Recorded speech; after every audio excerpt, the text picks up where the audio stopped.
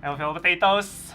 Jadi hari ini aku akan menjawab banyak pertanyaan dari teman-teman ya terkait tentang set yang akan rilis di Indonesia yang berikutnya, yaitu S6, ada Silverlands, Jet Black, dan pastinya juga EV Heroes. Yes. Jadi ada banyak banget pertanyaan-pertanyaan dari teman-teman semua yang masuk ke aku ya, baik langsung DM ke aku, nanya-nanya di live chat, atau nitip temennya nanyain juga ada. Iya ada. Ya, dan di video kali ini mungkin aku akan mencoba menjawab beberapa pertanyaan-pertanyaan dari teman-teman ya tentang set depan, terutama tentang value-nya ya.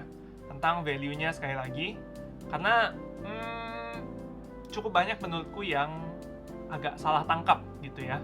Nah, jadi mungkin di video kali ini aku mau sharing juga pendapatku tentang set yang akan rilis ini ya. Si S6 3 macam ini nih. Kayak kalian harus beli yang mana duluan, kalian harus pilih yang mana, apakah harus simpan shield atau enggak, release date-nya kapan. Dan ya hal-hal seperti itu aku akan jawab di video ini. Buat teman-teman yang pengen lebih in-depth ya, tahu maksudnya pengen tahu kartu-kartunya tuh di dalamnya apa-apa aja sih, terus kayak dipakainya kayak gimana, mungkin kalian bisa cek videoku yang sebelumnya ini.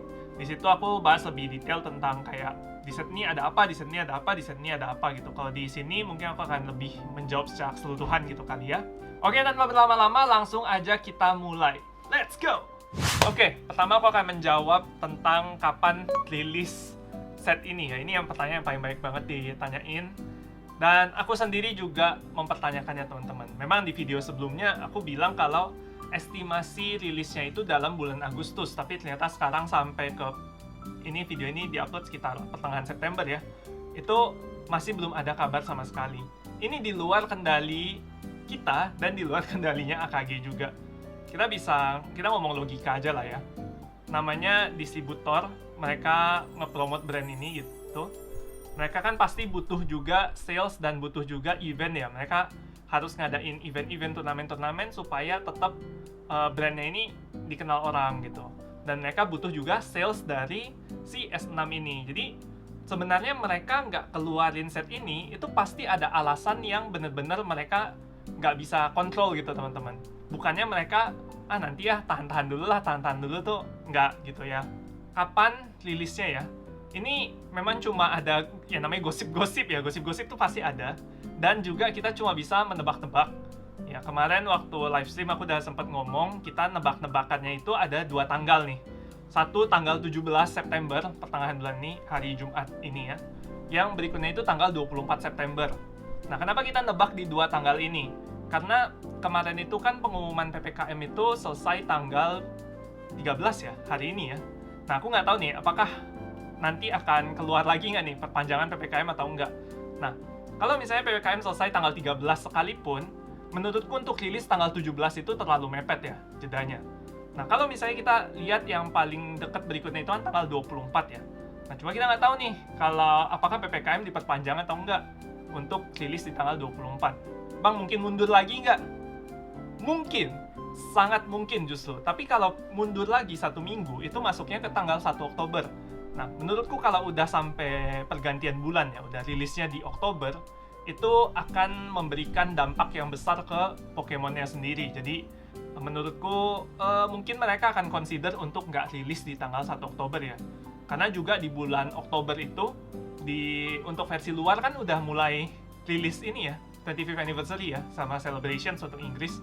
Jadi menurutku kalau rilisnya Oktober agak kurang bijak kali ya. Jadi mungkin paling masuk adalah tanggal 24. Again ini hanya tebak-tebakan dan analisa kita teman-teman, nggak ada bener-bener langsung dibilang plek tanggal 24 gitu tuh enggak. Jadi ingat, ini masih bisa berubah, oke? Bisa aja analisa kita soal tanggal 17 salah, memang rilis tanggal 17 maybe, atau ya mundur ke Oktober gitu. Karena ya ini analisa doang ya. Aku juga manusia, kita semua bisa salah. Nggak, aku kentang. Oke, itu untuk ngomongin soal release date lah ya. Nah, sekarang aku bakal ngomongin soal value-nya. Ini pertama kalinya Indonesia itu langsung keluar 3 booster pack berbarengan ya. Dan aku nggak mention juga di video sebelumnya kalau akan keluar starter deck juga teman-teman. Nah, starter decknya itu gambarnya yang kayak begini. Jadi di starter decknya ini isinya ada beberapa Evolution VMAX ya, yang nggak ada di booster pack. Kayak Jolteon, Flareon, Vaporeon, sama Espeon. Empat ini kan kalau di versi Jepang masuknya ke VMAX Special Set ya. Cuma kalau di versi Indonesia itu akan dimasukin ke starter deck. Ya, kemungkinan besar nggak foil seperti biasa teman-teman. Dan banyak juga dari kalian yang bertanya-tanya ya, kayak, Bang, kira-kira bakal ada AA-nya nggak di sini? Jawabannya no, tidak ada ya. Untuk versi Taiwan dan Thailand kan udah keluar, dan nggak ada AA Espeon di dalamnya, oke? Jadi benar-benar cuma, ya kalian cari buat main gitu kalau dari yang starter deck ya. Kita akan coba jawab satu-satu. Yang pertama itu pilih yang mana. Oke, pilih yang mana menurutku ini sangat kembali ke personal ya, ke kalian masing-masing. Kalian nyarinya apa sih sebenarnya dari sini? Kalau aku personally akan beli EV Heroes, Silverlands, Jet Black. Aku kayaknya nggak akan beli starter deck. Maksudnya buat personal aku beli sendiri gitu ya.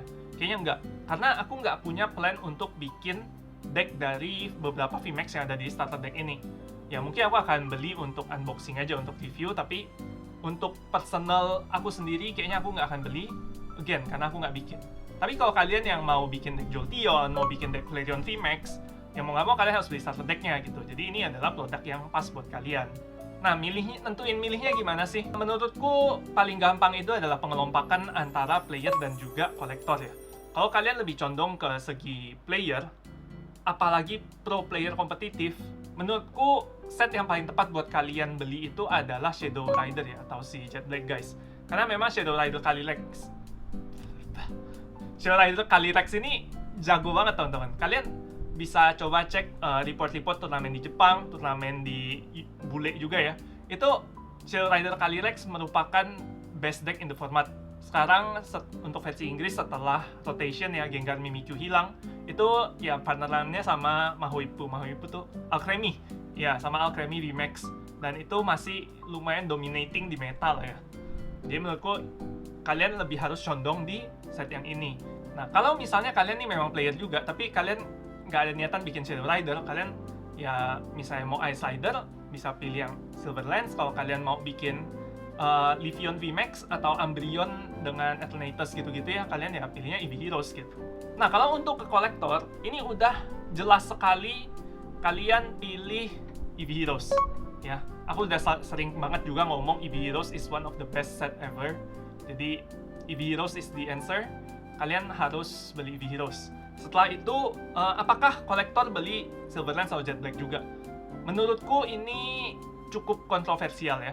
Kalian boleh beli, boleh enggak. Karena kalau kalian kolektor, yang paling yang kalian koleksi apa sih? Alternate art kan? Alternate art dari kedua set itu tuh nggak terlalu banyak, dan juga harganya nggak terlalu meledak banget lah, kecuali untuk Ice Rider sama Shadow Rider VMAX-nya ya. Ini aku akan taruh juga perbandingan harganya untuk yang versi Jepang. Nah, untuk harga Indonesia, to be honest, aku prediksi nggak akan semahal ini. Shadow Rider, Ice Rider kurasa akan ada di harga 800 sampai 1,2 juta. Yang Shadow Rider mungkin akan lebih mahal ya pastinya, mungkin sekitar 1 sampai 1,5 juta. Nah, selain dua kartu ini, harganya relatif oke ya, maksudnya buat kolektor ya. Kayak kalian bisa beli singles gitu untuk dari set yang ini. Nah, kalau kalian kayak aku yang akan beli ketiga setnya, tapi mungkin kayak ada budget kalian terbatas ya, kalian harus nentuin mau beli yang mana dulu nih. Aku akan saranin untuk beli EV Heroes duluan. Kenapa? Karena EV Heroes itu sekarang di distributor stoknya udah habis teman-teman. Jadi kalian mau nggak mau harus dari LGS atau nanti dari toko-toko kayak Indomaret atau Toys Kingdom gitu ya, buat dapetin EV Heroes ya. Karena dari distributor udah habis barangnya. Sedangkan untuk yang Ice Rider sama yang Shadow Rider itu barangnya masih readily available lah.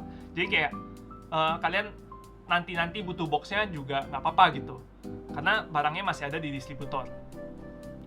Kalau memang kalian nggak ada plan untuk EV Heroes ya udah nggak apa-apa, itu lebih enak buat kalian, jadi kalian bisa agak lebih santai gitu kali ya nungguin setnya keluar. Nah, pertanyaan berikutnya adalah soal Brewek atau Simpan Shield ya. Simpan Shield menurutku adalah sesuatu yang belum terlalu banyak dijamah sama orang-orang Indonesia ya.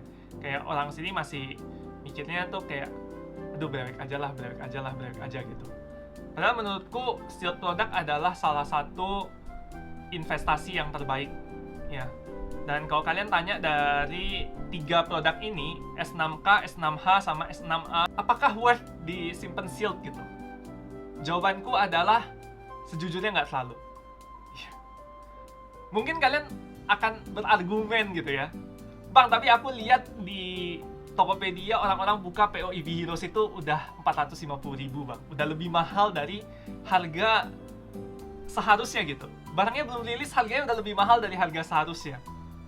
Yes, memang kejadiannya seperti itu sekarang. Karena yang kayak tadi udah aku bilang ya, barangnya di distributor itu udah habis. Jadi toko-toko sebagian mulai ngegoreng harganya. Dan menurutku ini ya mungkin memang menyebalkan, tapi ya make sense aja gitu. Ini namanya hukum ekonomi ya, supply and demand, kita nggak bisa ngomong apa-apa gitu.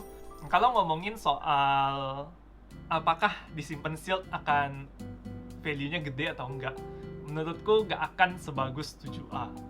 Oke? Kenapa? Karena 7A itu, kalian harus bandingin dulu ya, 7A itu kenapa harganya segila itu.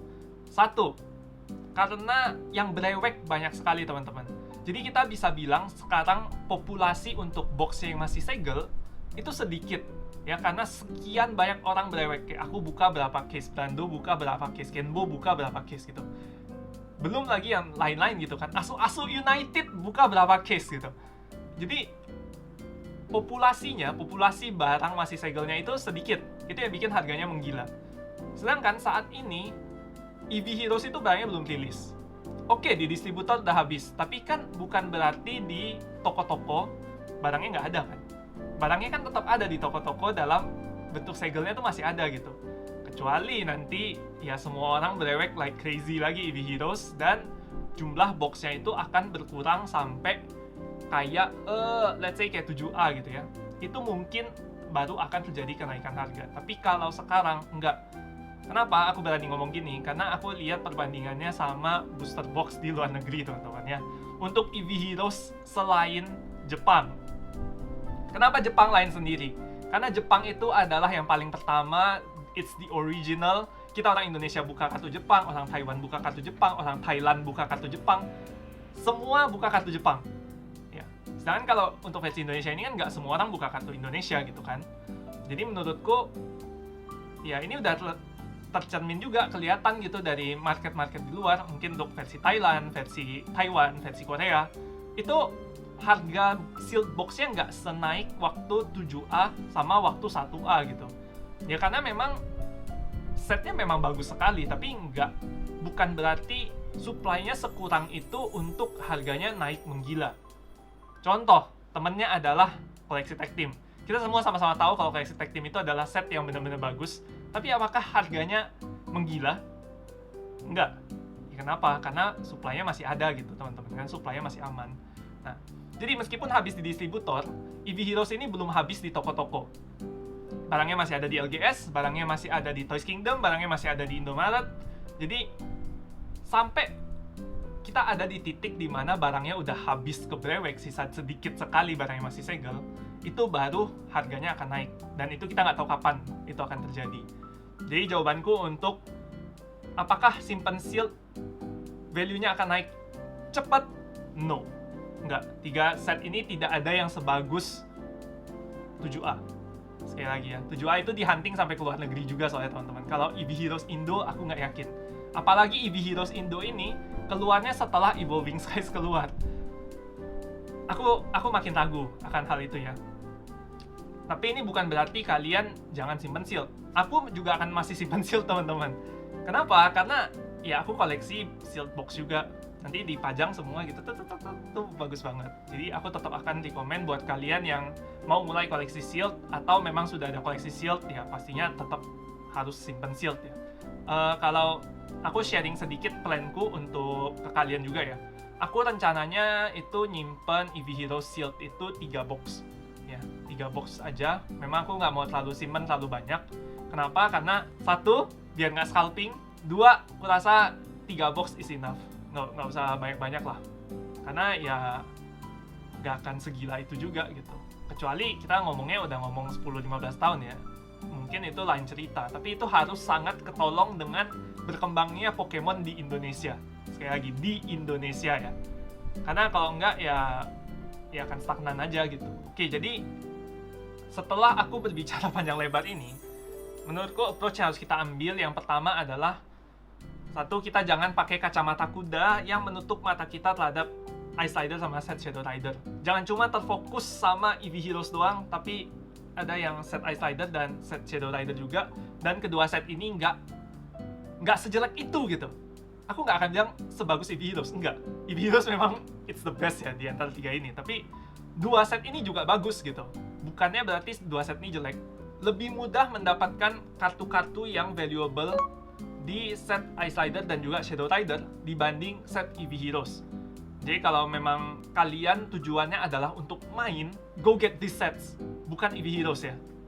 EV Heroes itu lebih condong buat kolektor. Kalau kalian player yang nggak peduli sama alternate art, aku lebih saranin kalian buat ngambil kedua set ini, Ice Rider sama Shadow Rider. Habis itu EV Heroes-nya belilah singles kartu-kartu yang kalian butuhin. Kalau memang kalian kolektor, belilah EV Heroes. Habis itu baru cari ke kiri kanan ke Ice Rider sama Shadow Rider karena barangnya readily available, gampang didapat lah gitu kan. Jadi itu kebalikannya ya, perbedaannya ya. Kalau player yang fokus buat main, ke Ice Rider Shadow Rider dulu, baru habis itu cari singles ke EV Heroes. Kalau kalian kolektor, beli EV Heroes dulu, habis itu baru keluar ke Ice Rider sama Shadow Rider.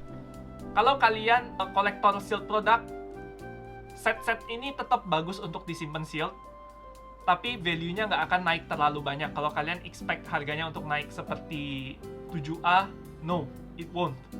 Nggak bakal. Ya, dalam waktu dekat lah ya. Kalau kita perbandingannya dalam jeda 1 bulan, apakah EV Heroes akan sama dengan 7A? No, nggak bakal ya.